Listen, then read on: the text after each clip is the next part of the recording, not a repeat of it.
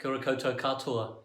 Well, it's been a difficult couple of weeks with the Omicron numbers really starting to climb through the roof. A couple of percent of the population are active cases. It's a worrying time for people, and especially for those who have more health vulnerabilities as part of their life normally. So more than ever, we need to be watching out for one another and taking care in the way that we interact with one another. We remain in the red light setting. Lockdowns are a thing of the past, it seems. And so we're doing our best to mitigate the risk around how our parishes and ministry units gather together, especially for Sunday worship. Trying to manage that tension between the importance of gathering for the sake of our spiritual nurture, our well-being, our sense of social cohesion.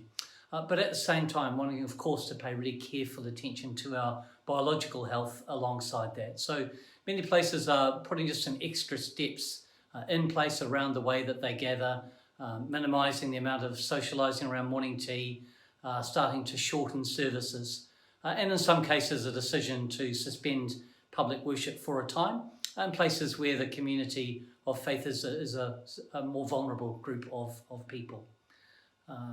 Holding back from making a decision that the whole of the diocese will no longer meet. I want that to be a decision that's as much as possible able to be made locally unless circumstances become so bad that we have to take that wiser decision about our life as a whole in the diocese.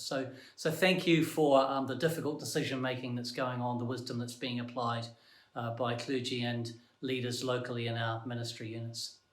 This week, Ash Wednesday, and so the beginning of Lent, we've got a wonderful 6 weeks of hope ahead of us as we refocus our lives on all that God might call forth from us. The cathedrals, the Catholic and Anglican cathedral congregations gathered jointly again. It was great that we could do that. We're at St.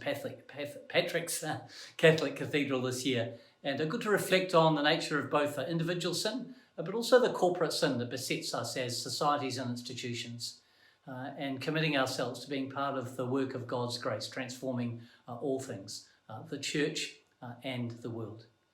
So in the weeks that lie ahead, challenging as they may be, I also pray there'll be a wonderful, joyful, holy Lent for you.